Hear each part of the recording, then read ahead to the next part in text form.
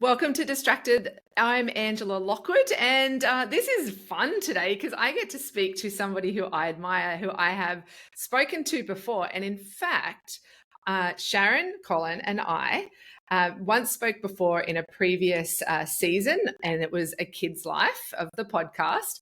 And Sharon's and my episode was the highest downloaded episode of any interviews I have done in my history of making podcasts. So I'm very excited to have her back. Obviously, the work that Sharon does as an ADHD coach and consultant really resonates with people. And the reason I've asked Sharon back onto the podcast now is if you listen to episode 58, where I interviewed a lady called Lyndall Brennan.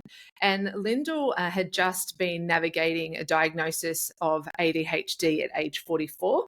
And since that went to air, I have been inundated with messages of people going, "Thank you so much for sharing that episode. Thank you for sharing the story. I'm going through this myself.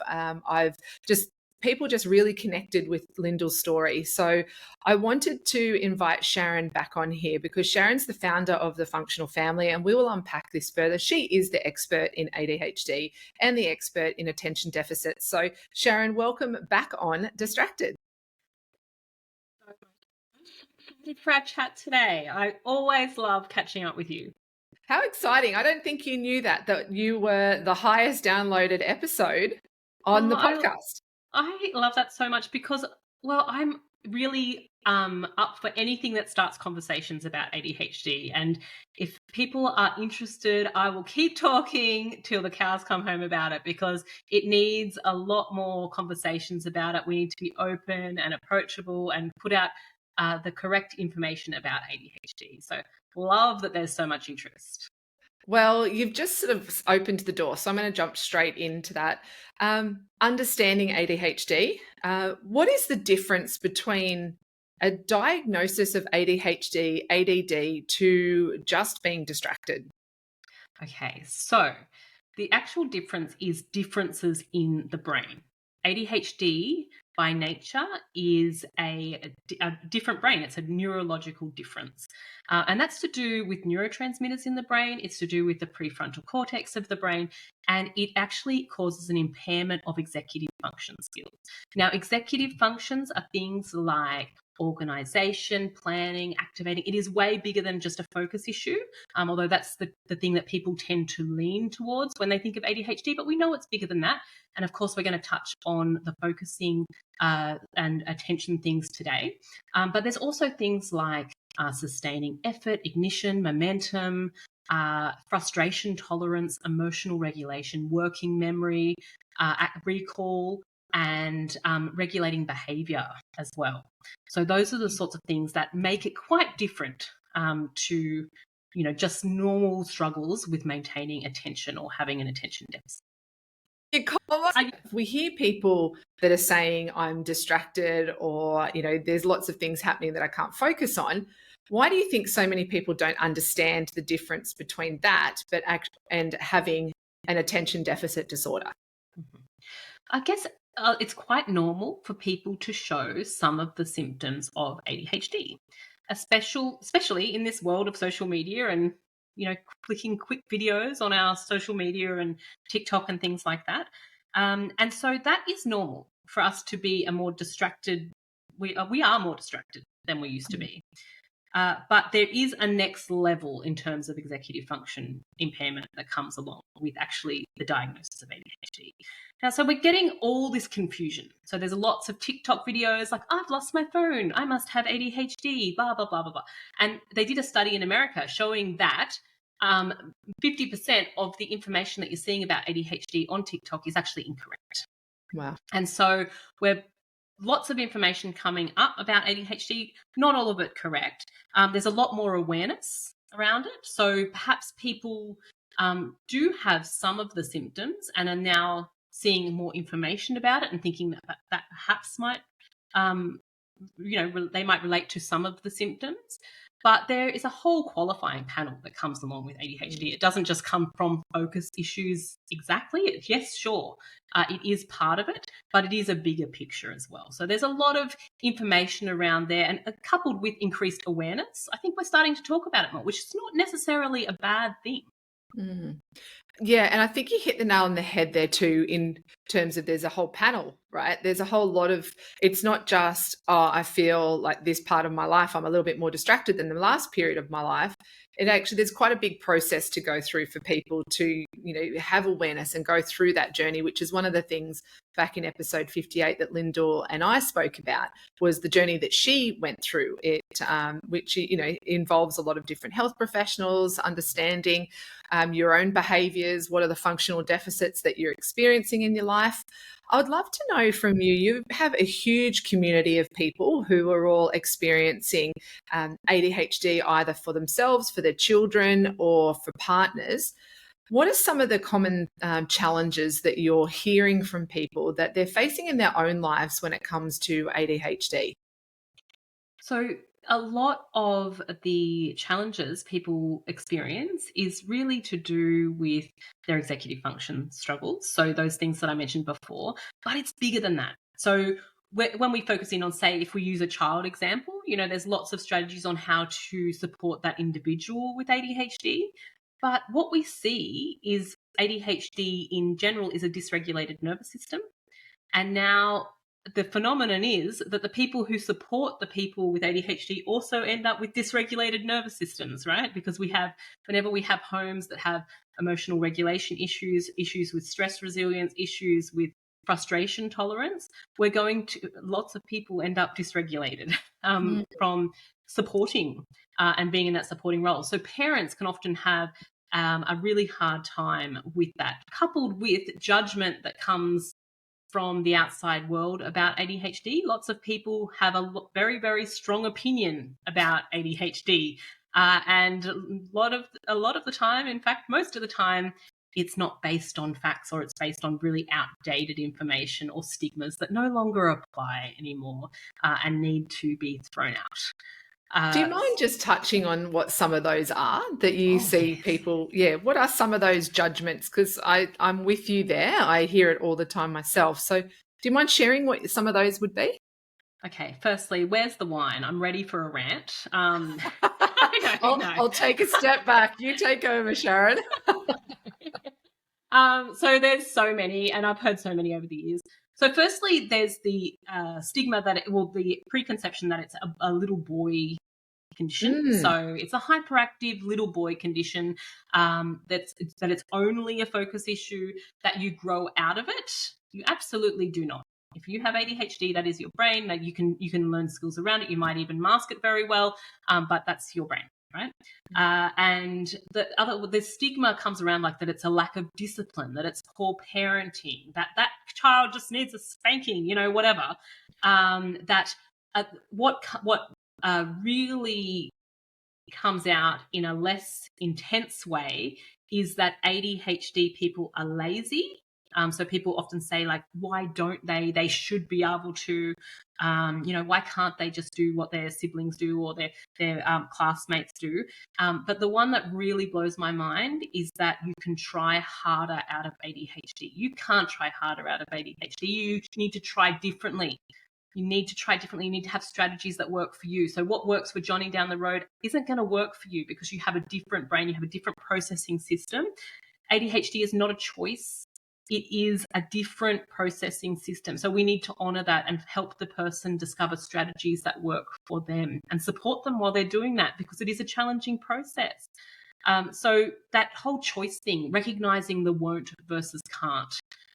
So it looks like won't. It looks like they won't do it because they don't want to. But no child wants to fail or struggle. It's that they can't do it yet. So what can we do to help that child, to give them the skills so that they can participate in this beautiful life? Wow, Sharon, that's that yet, and that there's difference, and they need to do things differently, not harder, and work harder. And I think in our culture that working harder, you can get through anything if you just work harder. But actually, the harder can add to the challenges, can't it? Particularly in understanding some of the different strategies. And I think it's important for listeners to know too that you have boys that have ADHD, and you also have a husband that has ADHD. And what has the experience been like? Like, not only are you an expert in the field of it, but you also have lived experience. Can you just share what some of those, I guess, challenges, but also what are some of the joys that you have experienced with having such, beautifully built different brains in your household? Because I'm sure with having 4 people who have different thinking, different ways of looking at things, I'm sure you've learnt so much about the world that maybe you may not have seen. Oh, that's so lovely put. I really became an ADHD coach. Like, that's what started me off on this journey, was because it wasn't because I was like, I'm going to help everyone and change the world, although I really, really like to do that now. It was just survival back in the day. I was just like, okay, this isn't working. I can't cope with the amount of intensity that goes on in my household. I don't feel like I've got the skills to be able to survive this. What can I do to get the skills? So I started researching ADHD like a woman possessed, and then experimenting and doing all sorts of weird experiments on my own children, my husband. I feel so sorry for them. Like, they deserve a medal for putting up with all of my rubbish over the years. And then obviously going back and doing the formal training and qualifying and getting certified as a coach, and really solidifying all that knowledge and all my crazy experiments that I was doing over the years. And what I learned is that the ADHD brain is magnificent. Like, it is so great. I'm constantly fascinated by it and in awe of it, because they have the best ideas. They really do think completely differently. And I really want to emphasize how that is not a bad thing. We're wanting them to sit still and be quiet and, sit in a classroom and not be disruptive, but that's not what they're built for all the time. Some of them are, but sometimes they're not. And so we need to honor where they're at and what they're good at. And there's so many skills and so many strengths that they bring to the party that I could only dream of. And all my favorite people in the world have ADHD, as you just mentioned. And so there is beautiful things that we need to honor about as well, not just the struggles, as I'm sure, the struggles get a lot of airplay, and I don't want to ever minimize someone's challenges, because there are challenges there for sure. But there's things to be celebrated there as well. I hear a lot through social media. You take that with a grain of salt, but there's a lot of entrepreneurs and people who are very successful in business who are being diagnosed with ADHD later in life, or they have been diagnosed with ADHD as a child, and now they're living this very successful entrepreneur life. Why do you think some of those skills really lend itself to this creative side of people? Risk-taking is a good one. So thinking differently, thinking outside of the box, thinking about, often people with ADHD have very good pattern recognition, so they're able to see things that other people don't. They have a heightened nervous system, so they often have really good periphery vision. They're really good at assessing risk. So they deal very well in emergencies or urgent situations. So this is different to pressure, long-term pressure. That's a struggle. But urgency, they often cope really, really well. It's when their brain fires up, right? So we've got, it's an interest-based brain. So the neurotypical brain is an importance-based brain. So they're like, so someone like me, I get up in the morning and go, what's the most important thing that I achieved today? And then I work backwards from that. The ADHD brain is an interest and novelty-based brain. So they tend to follow what's interesting and novel, right? So you can see how that would lend itself perfectly to being an entrepreneur, because you're thinking differently about how things are working. You're prepared to take risks to get there. And you're also following what's interesting. And when things are interesting, what do you get really good at? You get really good at things that you're interested in. And couple that with the superpower of hyperfocus, they can get a lot done in a short amount of time when they go into those hyperfocuses. So very, very clever. Hyperfocus is an area I'm really hyper focusing on now. And just the impact of hyperfocus and flow, and what's the difference between being in flow and being in this state of extreme focus, but also just, that sort of almost like a body and brain detachment, where you're getting beautiful work done, compared to the difference between that and hyper focus, where you are so intensely focused on something that has shut out everything else. And it's a fascinating world to understand how brains work. But I think, through this conversation already, I hope listeners are hearing that brain difference is a beautiful thing, because imagine if we all had the same brain. Like, how boring. First of all, if someone had my brain, everyone had my brain. That would be super exhausting. But me too. Yeah.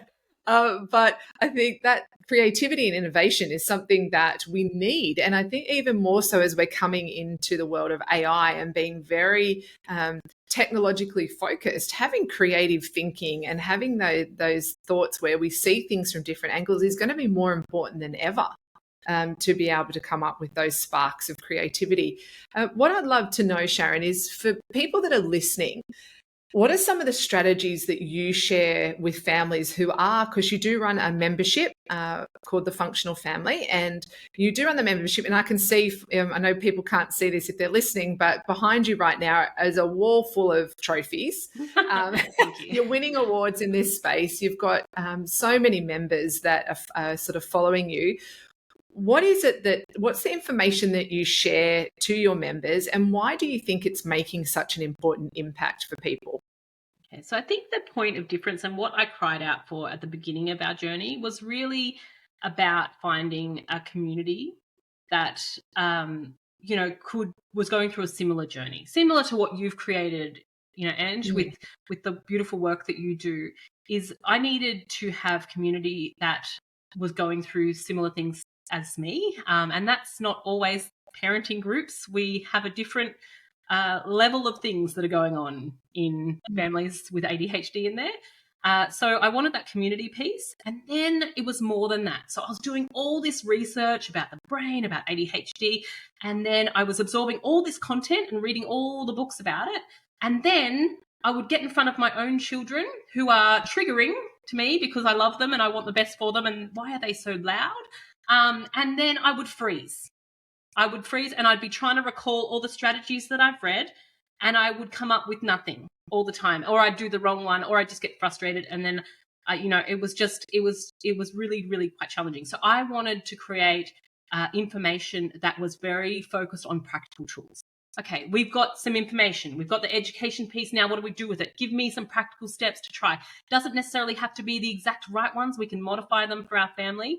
Modify them for the individual, but I need some tools in my tool belt to throw at it, because otherwise I wasn't confident in my parenting approach. I felt powerless because I didn't have anything to try, and everything that I did try was very neurotypical based or rewards based, and those sorts of things didn't work for my family. And when you have oppositional defiance disorder, like what my family does, they don't like to be told what to do. They don't like it. No person with ADHD likes to be told what to do. And couple that with the sprinkling of rejection sensitivity dysphoria that comes along with ADHD, and you've got an interesting mix of parenting. You just can't throw normal parenting strategies at it. We've got to have customized approaches that work with the ADHD brain instead of against it. We're not going to force them into an operating system that is not built for them.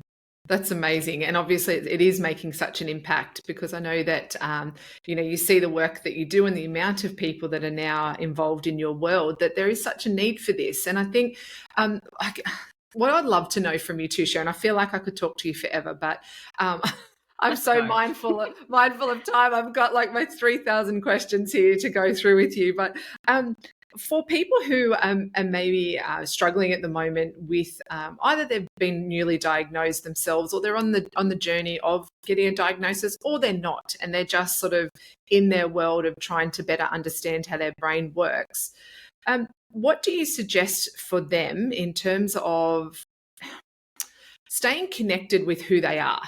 So, I know this is a very loaded question, but this can be a very isolating space when you're trying to understand yourself and you're trying to understand your brain. What are some of the strategies that you would suggest for them to stay connected to who they are throughout this process?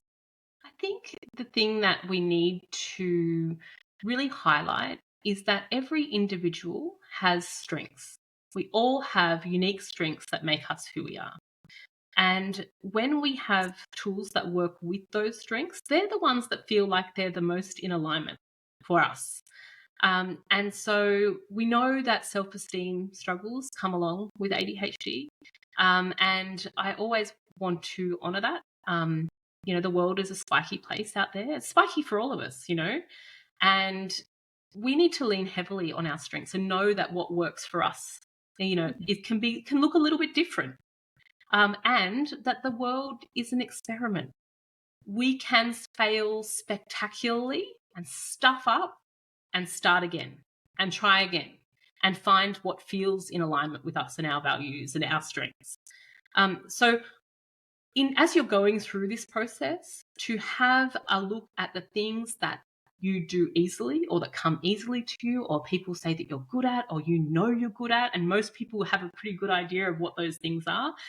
Always good to ask your friend or your parents or someone about what you are good at if you need that help, because they're pretty good at telling us those things. And leaning into those quite heavily. So yes, you might struggle paying the bills on time, right? Like example, you might struggle paying the bills on time, but you might be awesome at planning a family day out, right? So what is it about that activity that allows you to shine? Okay, so what's the difference between this one and this one? Is it that you're using a lot of interest in that? It's something new, it's something exciting when you're planning the family day out. What is it about it? Is it the fact that you're planning it when you're at a coffee shop, not at your boring desk at home? What is it? Can we draw some of those things that make it easier for you into the thing that makes it the thing that you struggle with? Honoring what you're good at, honoring the strengths that you've already got. Is it possible to pull that a little bit over there and honor that? I just love that, because so often, particularly, we're even talking about, sometimes it's classified as a deficit, it's attention deficit, hyperactivity disorder, attention deficit disorder. It's even got the word deficit in its title. What I like, and what I'm hearing you say too, is that actually it can be a real strength. Yes, there's an acknowledgement of challenges and difference in thinking, but man, there's so many strengths that if you understand yourself and you take the time to be aware and understand yourself better, that you can actually really flourish and have this amazing life. And the more people I speak to too, Sharon, who are being diagnosed as adults, have had a miraculous life. They've had so much success, but what we don't see is sometimes that struggle and hardship behind the scenes where they've been trying to work it out themselves. So before we finish up, I'd love to know, what do you feel around the power of community when it comes to better understanding your brain and how it works? Is there a place for being with people who are like you, and building that sense of community, or is it about also reaching out to other people and learning about how other people's brains think differently? Oh, so I guess it's both. And for me, there's power in being surrounded in people that are going through a similar journey, because they're the people that get where you're at. But there's also so much power in everyone being individual and learning from each other. And we get to participate in this incredible life. There's enough room for everyone. And learn from each other. What works for you? What works for me? What works for the person down the road? We all operate differently, and we all have different levels and different skills, and we all sit, in different positions on different topics. And it's nice that we get to share in that, in that difference and celebrate it. My last question for you, Sharon, is, what is the one thing that you want listeners who are listening to this episode to take away from our conversation today? Okay, so I guess I like the analogy of, when we were talking before, it just flashed up in my brain that there is challenges that come along with ADHD. Right? There is challenges that come along with attention deficit. There is challenges that come along with this modern world. And I kind of view it a little bit like Spider-Man. I'm going to throw it out there. He gets the ability to web, right? And at the start, he's a bit all over the place with it. He just keeps webbing himself. It causes him lots of frustration and problems. But then he goes away and to this industrial area, and he practices it and learns how to use his gift in his favor. And that is how I view ADHD, and that is how I view any sort of challenges that you come up against in your life, is that everything has hidden strengths and gifts and things like that. And sure, we can web ourselves, and it can cause problems along the way. But the more we learn about it, the more skills and scaffolding we give ourselves around it, we can make it work for us. It's a positive story. You can learn executive function skills. You can learn strategies, just like what you're helping your audience do around being distracted, around focus. You can learn things, and you will find the things that work for you over time. And there's no good or bad. There's no pass or fail. It's really about working out what feels good for you and developing tools around them so that you can make the gifts that you've been given work for you. I love that analogy. Thanks so much. Sharon, thank you again for sharing your time with us. So many valuable insights. And if people want to learn more about you, where can they find you? Yes, so come along to thefunctionalfamily.com, and I've got a free support group, a podcast called ADHD and Families. There's a membership, 6-week program, private coaching, all sorts of things. So jump in there. There's lots of free resources and things. Get involved and join our beautiful community. Thanks, Sharon. And I can strongly recommend to anybody who has ADHD in their life and who are wanting to better understand what that looks like, what that feels like, what support there is, then rather than Googling and getting lost in the overwhelm of information, go to people who live and breathe it and who also have done the work, and it is Sharon. So head on over to thefunctionalfamily.com, and I'll have all the links to that at the bottom of this episode. And if you enjoyed this, you might also enjoy our initial conversation that I had with Sharon back at episode 28, which was in the A Kid's Life season of the podcast, where we sort of talked a little bit more around ADHD in children. And so you might be interested in that. And also head to episode 58 of the podcast, where I interviewed Lyndall Brennan, who was navigating a diagnosis of ADHD at 44. So there's lots of different resources here on the Undistracted podcast, but I would also suggest heading straight on over to anything that Sharon Collon does. And if this episode you feel like somebody would benefit from it and would love to know more, please share it with them, and just do that act of gratitude and generosity as well, and sharing it with them and letting them know that you're here for them and happy to work alongside them on their own journey. So thanks so much for being Undistracted. I'm Angela Lockwood. Until next time, stay safe and enjoy.